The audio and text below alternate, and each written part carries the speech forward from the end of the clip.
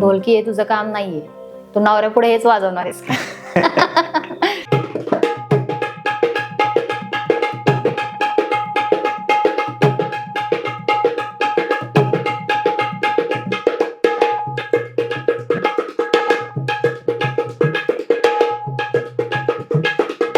मोठे बंधू तर म्हणजे विरोधच करायचे की नकोच शिकू तू.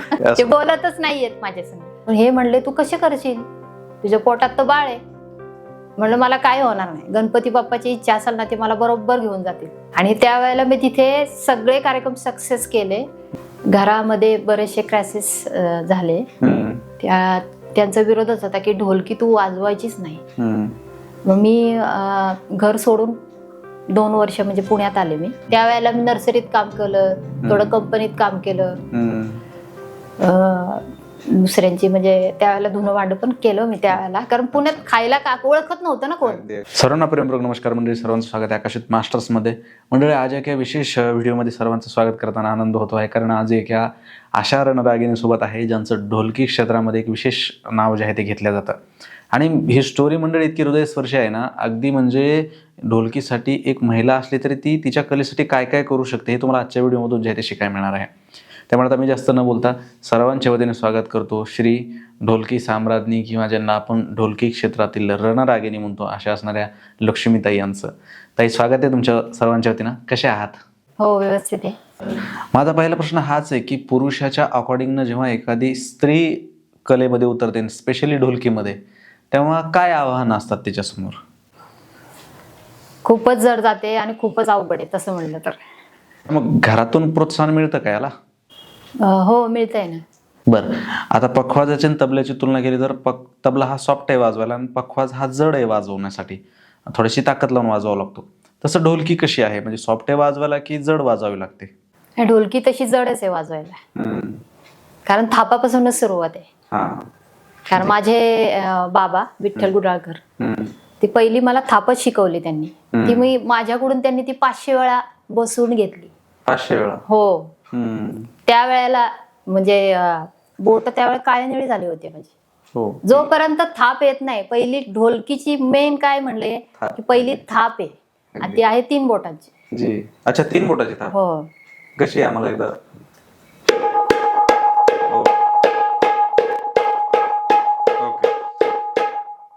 आम्ही पखवाजात जेव्हा थाप टाकतो ती फक्त करंगळीची, म्हणजे तबला आणि पखवाज सेम आहे. आता तुमचा विषय ढोलकी आहे आणि माझा कीर्तनादी विषय पखवाज आहे, त्याच्यामुळं ही चर्चा मस्त होणारच आहे. काय सांगाल, हा प्रवास सुरू कुठून झाला होता बरं ढोलकीचा? साधारण हा प्रवास माझा 13व्या वर्षापासून सुरुवात झाली माझी. त्यावेळेला घरातच संगीताचं वातावरण, प्रॅक्टिस असायचे. अच्छा, वडील ढोलकी वादक होते का? हो, वडील माझे ढोलकी वादक होते आणि माझी आत्या रोशन सातारकर लावणी सम्राज्ञी. सतत घरात प्रॅक्टिस चालू असायच्या. मग आता वडीलच ढोलकी वादक, म्हणजे वडील आणि गुरु एकच होते तुमचे. मग काय सांगाल, वडील म्हणून कडक होते जास्त की गुरु म्हणून कडक होते? वडील म्हणून पण कडकच होते आणि गुरु म्हणून पण कडकच. आणि म्हणजे मनानेही तसेच कठोर पण म्हणता येईल आणि तसं. बरं, आता शिष्य म्हटल्यानंतर मुलगी जेव्हा शिष्य असते फिमेल, तेव्हा जास्त बोलता येत नाही, मारता येत नाही, थोडंसं प्रेमाने जे आहे ते शिकवावं लागतं. आणि पण आता तुमचे वडीलच जे आहे ते तुमचे गुरु होते, तर काय सांगाल, मुलगी आणि एक शिष्य म्हणून गुरुपासून काय काय एक ॲडव्हान्टेज मिळाले मुलगी होण्याचे? नाही, भरपूर मिळाले. पण सुरुवातीक घरात आमचे खूप मोठं कुटुंब होतं आणि माझे मोठे बंधू गोविंद गुडाळकर, ते देखील उत्कृष्ट ढोलकी वादक होते. मग ते दादा उलट म्हणजे म्हणायचं की नाही हे शिकायचं नाही, हे तुझं काम नाहीये. आणि मग बाबा पण म्हणायचे हे तुझं काम नाहीये, तू सोडून दे, दुसरं काहीतरी गायन किंवा वेगळं काहीतरी शिक. म्हणजे मला अडचणी देखील आल्या की तू नको शिकवे, ढोलकी हे तुझं काम नाहीये, तू नवऱ्या पुढे हेच वाजवणार आहेस का? बरं, आता या साधारण सगळ्या गोष्टीनंतर ढोलकीच करायची आहे हे कधी ठरलं? मी म्हणजे त्यावेळेला दूरदर्शन चालू असायचं, सह्याद्री असायचं. त्यावेळेला मी एक मुलगी वाजवताना मी ढोलकी वादन त्यावेळेला पाहिलं, तर म्हणलं मी ही वाजवू शकते तर मी का नाही वाजवू शकत. मग तो हट्ट धरला मी बाबांकडं, मला शिकायचंय तर ढोलकी शिकायचे, मी गायन नाही शिकायचं. कारण पहिलं मला गायनच शिकवलं. थोडंफार डान्स वगैरे. बर, मग क्लास जे आहे ते फक्त वडिलांकडूनच केले की दुसरंही कोणाकडे क्लास केले? माझ्या बाबांकडेच मी शिकले, म्हणजे 2च महिने त्यांनी मला शिकवलं. त्यानंतर मग त्यांचं निधन झालं. मग नंतर मी बघून बघूनच शिकायला लागले, कारण मोठे बंधू तर विरोधच करायचे की नको शिकू तू. मग त्यांचा विरोध आता बदललाय का तसाच आहे? बोल ओके, ते बोलतच नाहीयेत माझ्या संग. ओके, अच्छा. असो, तुमच्या वडिलांचा सहवास तुम्ही म्हणाला की 2 महिने लाभला शेवटचे, तर काय सांगाल त्या 2 महिन्यांमध्ये किती रियाज वगैरे करून घ्यायचे वडील तुमच्याकडून? बाबा मला रोज पहाटे उठवायचे आणि थंडी असायची त्या वेळेला गावी वगैरे, कारण म्हणले पहाटेच तुझा रियाज होऊ शकतात, सकाळी उठली तर तुला कामं करावं लागतील घरातली सगळी. कारण कुटुंब फार मोठं होतं ना. मग पहाटे उठून रियाज करून घ्यायचे ते माझ्याकडे. आणि पहिली सुरुवात तर थापापासूनच. जोपर्यंत थाप बसत नाही तोपर्यंत दुसरं बोल जाणार नाही. साधारण 2-3 तास ते घ्यायची. बर, आता पखवाजामध्ये सरपटी, रेला हे जास्त अवघड जातं वाजवायला, मीन्स त्याला स्पीड जास्त लागते, त्याच्यासाठी त्याचा रियाजही जास्त करावा लागतो. तसं ढोलकीमध्ये असं काय अवघड जातं वाजवायला? लग्गी पण आहेच आहे पखवाजामध्ये, पण काय सांगाल की ढोलकीमध्ये काय जातं जास्त अवघड वाजवायला? रेला, लग्गी की आणखी काही वेगळं? बोल तर मला तिरकीटच गेलं. अच्छा. कारण ते सरपेटे पण निघलं पाहिजे ना ह्याच्यात. आणि नंतर लग्ग्यात एकदम फास्ट ह्याच्यात घ्यावाच लागतात त्या चौपटनी. ते वाजल्याच गेलं पाहिजे. जी, अशी एखादी लग्गी आहे का जिचा जास्त रियाज केला ती आणखी जे आहे ते आठवतो तो रियाज किंवा ती लग्गी? आहे. लग्गीचा म्हणजे आमचे बाबा ते सारखे शिकवायचे ते लग्गी.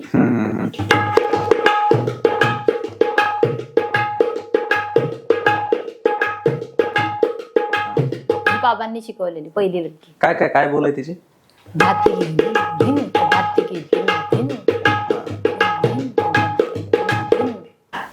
अप्रतिम.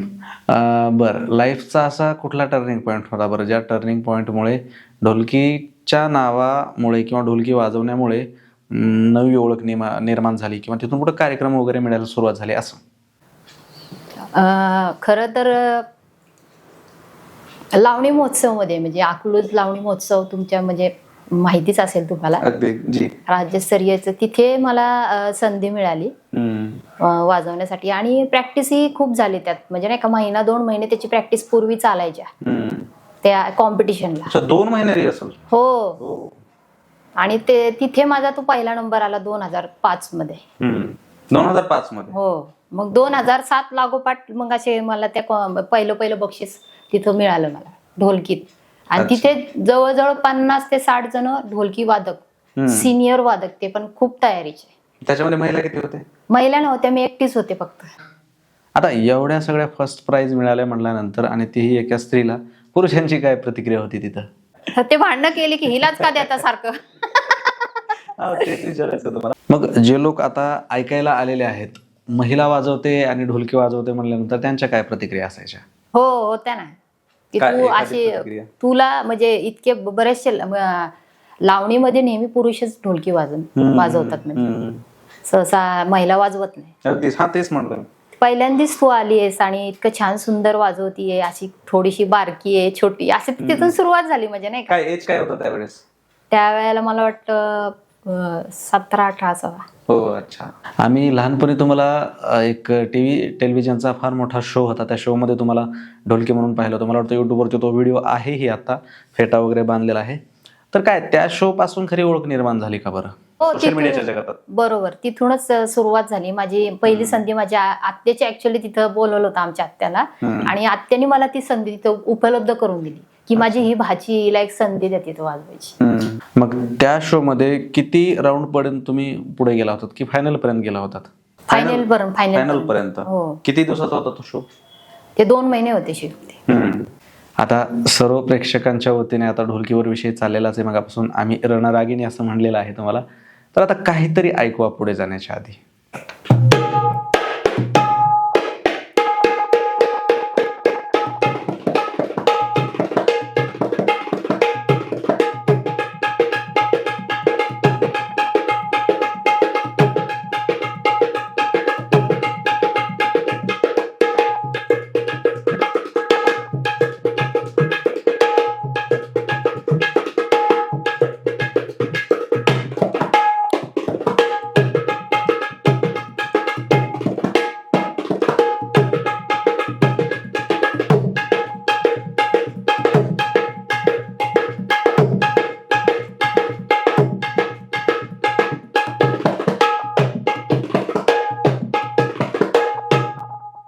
अप्रतिम. मला वाटतं प्रेक्षकांनी सगळ्यांनी थँक्यू म्हणायला पाहिजे त्यांना, कारण त्यांच्या बोटाला लागलेलं आहे तरी ते वाजवत आहेत. काय झालं, काय नेमकं बोटाला? एक छोटासा ऍक्सिडेंट झाला होता. अच्छा, पण त्याची अडचण तर येत नाही ना काही वाजवायला त्याची? नाही, थोडासा लागलं की थोडी म्हणतात ना जसा करंट लागतो अच्छा, असा झटका बसतो. टाके पडलेले आहेत त्याला 5. अच्छा, ओके. बरं, आता प्रत्येक क्षेत्रामध्ये काय असतं की गुरु तर आयडॉल असतोच, पण आणखी एक कोणीतरी आपल्या मनामध्ये असतं की मला ह्यांच्यासारखं व्हायचंय. असं तुम्हाला कोणासारखं व्हायचं होतं किंवा व्हायचं आहे? अनंत पांचाळ सर मला खूप ढोलकी त्यांची आवडती. अच्छा. आणि माझे मार्गदर्शक पण होते जी. आणि भेटलेत पण ते मला घरी पण येऊन म्हणजे मार्गदर्शन करायचे. पण आता थोडे बरं मला वाटतं 1-2 वर्ष झाले असेल त्यांचं निधन झालं. तो फार चटका लागून गेला मनाला. बरं, आता लग्न आधी ढोलकी वाजवणं ठीक आहे, मात्र जेव्हा लग्न झालं तेव्हा सून ढोलकी वादक आहे किंवा पत्नी ढोलकी वादक आहे, याच्यानंतर इकडल्या काय प्रतिक्रिया होत्या सगळ्या? नाही, माझे मिस्टरच कलाकार असल्यामुळे त्यांचा मला सपोर्ट राहिला. कलाकार म्हणजे काय करत? ते कीबोर्ड वाजवतात. अच्छा. आणि आमच्या कार्यक्रमाची एका कार्यक्रमात आमची ओळख झाली आणि तिथूनच आमची दोघांची सुरुवात झाली. म्हणजे अच्छा, म्हणजे लेहरावालेच घरचे म्हणायचं. हो. आता पुढला थोडा महत्वपूर्ण प्रश्न विचारतोय की एवढे सगळे कॉन्सर्ट्स प्रोग्राम करता तुम्ही, मग सोलो वाजवणं जास्त कठीण आहे ढोलकीमध्ये की साथ संगत कठीण आहे? साथ संगत कठीण आहे. अच्छा, काय सांगाल आजपर्यंत कोणाकोणासोबत एक मोठं दिग्गज व्यक्तिमत्व ज्यांच्यासोबत साथ केलेली आहे तुम्ही? बरेचसे रियालिटी शो झाले. रोहित राऊत, वैशाली सामंत, अभिजित कोसंबी जी, आणि बरेचसे असे दिग्गज गायकांसोबत. मग आता एवढ्या मोठ्या दिग्गजांसोबत जेव्हा तुम्ही वाजवता, बसता, स्टेज शेअर करता, आयुष्यातल्या त्या फेजचं, ज्या फेजमध्ये संघर्ष केला त्याचं फळ मिळाल्यासारखं वाटतं का बरं? हो, फळ मिळतंय असं मला वाटतंय, आवडतंय त्यांना. आता थोडंसं मागे येतो आणि महत्त्वाच्या प्रश्नावर येतोय. मगाशी जेव्हा चर्चा आपली झाली तेव्हा तुम्ही म्हणालात की आयुष्यात या ढोलकीसाठी खूप काही समर्पण करायला लागली, खूप काही संघर्ष झाला. नेमका काय संघर्ष झालाय? घरामध्ये बरेचसे क्रॅसेस झाले. त्यांचा विरोधच होता की ढोलकी तू वाजवायचीच नाही. मग मी घर सोडून 2 वर्ष म्हणजे पुण्यात आले मी कलेसाठी, फक्त कलेसाठी, या ढोलकीसाठी. की मला मी करणार तर मला ढोलकी शिकायचीच आहे. पण त्यावेळेला माझ्याकडे वाद्य पण नव्हतं. अच्छा, ढोलकी नव्हतीच. पण कला होती, शिकलेलं होतं, ते हातातून गेलेलं नव्हतं, डोक्यात होतं. आता करायचं काय? मग त्यावेळेला मी नर्सरीत काम केलं, थोडं कंपनीत काम केलं, दुसऱ्यांची म्हणजे त्यावेळेला धुणं भांडं पण केलं मी त्यावेळेला. कारण पुण्यात खायला ओळखत नव्हतं ना कोण, घर देत नव्हतं कोणी राहायला, एकटी. मग हॉस्टेलला राहिले. फिरत फिरत फिरत मग कात्रजच्या इथे मला ज्युनियर दादा कोंडके म्हणून देव माणूस माझ्यासाठी त्यावेळेला भेटले ते. मग त्यांनी मला पहिली संधी दिली कार्यक्रमात वाजवण्याची. पण म्हणले तुझ्याकडे ढोलकी आहे का? म्हणजे ढोलकी नाहीये. मग त्यांनी मला म्हणले माझ्याकडे आहे ना, तू आधी फक्त वाजून दाखव. पण मी तिथं गेले कसे, मी चालत चालत मला आवाज आला. आता आवाजाने माणूस कसं जातं दारापर्यंत बघा. मग म्हणलं ही आवाजाने ही मुलगी कोण आहे ते विचारायला आले. म्हणलं मी, तू वाजवतेस? म्हणले वा वा. त्यांना वेगळं वाटलं. मग म्हणलं अरे प्रॅक्टिस चालू आहे ना, मला वाजवायचं, द्याल का संधी वाजवायची? म्हणलं हा देईल ना मी, माझ्याकडे आहे ढोलकी. नंतर तू घे. मग त्यावेळेला वाद्य नसून पण त्यांनी मला पहिला कार्यक्रम तिथं दिला. म्हणले त्यावेळेला मला नाईट 200 रुपये होते. मी म्हणलं बघ आपल्याकडे 4 वादक आहेत, जेंट्स 3 आहेत, तर 4थ्या नंबरला अशी. मग तुला माईक नाही, चालेल का? चालेल, मला शिकायचंय. चालेल म्हणलं, तुम्ही पैसे नाही दिले तरी चालेल, पण मला शिकायचंय. फक्त खाण्यापुरता काहीतरी द्या बस. निवारा. खरंच या संघर्षामुळेच मला वाटतं तुमचं नाव आज एवढं मोठं आहे. बरं, आता मला एक महत्त्वाचा प्रश्न विचारायचा. जेव्हा शिकून एक न्यूकमर कलाकार कार्यक्रमासाठी येतो तेव्हा बऱ्याच वेळेस त्याला संधी दिल्या जात नाही, दिली तरी ती संधी हिसकावून घेण्याचा प्रयत्न केला जातो. हे वस्तुस्थितीनं अनुभवत आलेले मला बऱ्याच वेळेस. असं कधी अनुभवत आलेले काही तुम्हाला? बरेचसे झाले आयुष्यात, म्हणजे असे लोक पण आली आणि चांगले हितचिंतक पण आले. कारण त्या वेळेला म्हणलं हिला काय येते वाजवता, इथं आली आमच्या पोटावर पाय द्यायला. कारण बरेचसे असे म्हणले देखील तोंडावरती. अगदीच. पण मला मगाशी जेव्हा तुमच्या मिस्टरांशी मी बोलत होतो तेव्हा ते म्हणाले की दिल्लीच्या एका कार्यक्रमाचा तो प्रसंग सांगितला मला त्यांनी, की कार्यक्रम घेतलेला होता, ढोलकी वादक ऐन वेळेस आला नाही आणि तुम्हाला तिथं ढोलकी वाजवायला नेलं नव्हतं कारण तुम्ही प्रेग्नेंट होता वगैरे असं.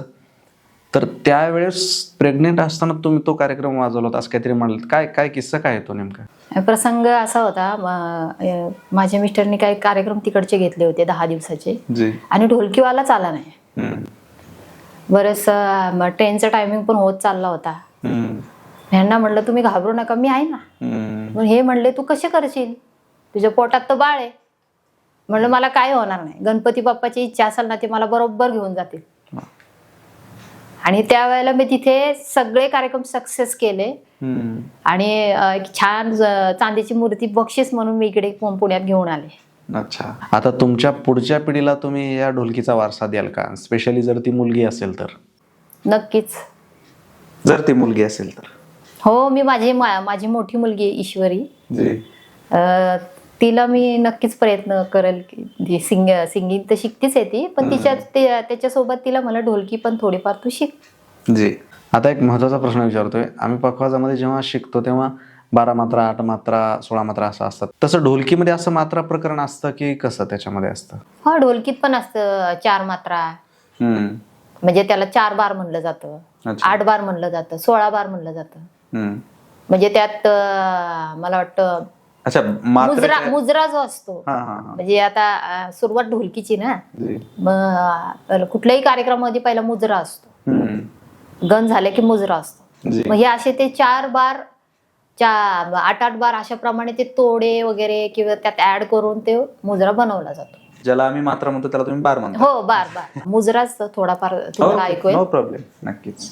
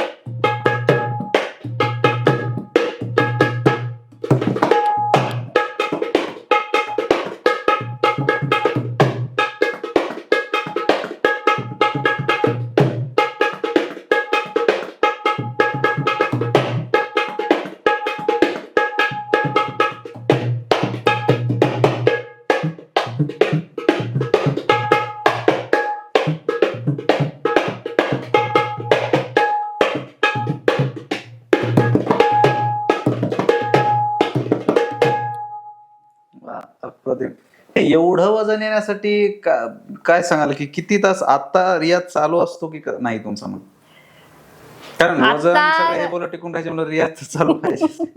आता सगळं घरातलं सगळं काम बघून मग मला वेळ मिळेल तसा मग एकदम होतो का कधी आठवड्यातून किंवा काही वेळ वगैरे? आठवड्यात बसले तर 3-4 तास सुटत नाही. मग असं आहे माझं.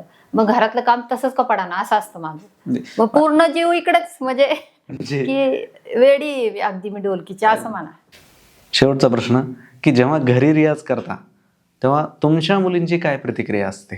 त्यांना पण छान वाटतं की मम्मी तू, उलट त्या मला म्हणतात की मम्मी तू अजून रियाज करत जा.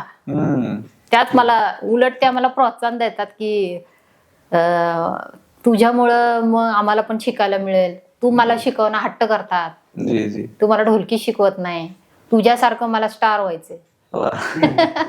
हाताला लागलेला असून सुद्धा तुम्ही आम्हाला वेळ दिलात त्याबद्दल तुमचे खूप खूप धन्यवाद करतो. आणि आय होप की तुमचं आणखी या क्षेत्रामध्ये प्रगती व्हावी. तर मंडळी, असं काय होतं आजचा व्हिडिओ. भरपूर काही गोष्टी शिकायलाही मिळाल्या आणि एका स्त्रीचं तिच्या कलेविषयी किती समर्पण असू शकतं हाही मुद्दा आपल्याला या व्हिडिओमधून खूप चांगल्या प्रकारे शिकायला मिळालेला आहे. तेव्हा असो, आवडला असेल व्हिडिओ तर शेअर नक्की करा आणि तेवढं सबस्क्राईब करून घ्या. भेटूया पुढल्या व्हिडिओमध्ये. तोपर्यंत नमस्कार.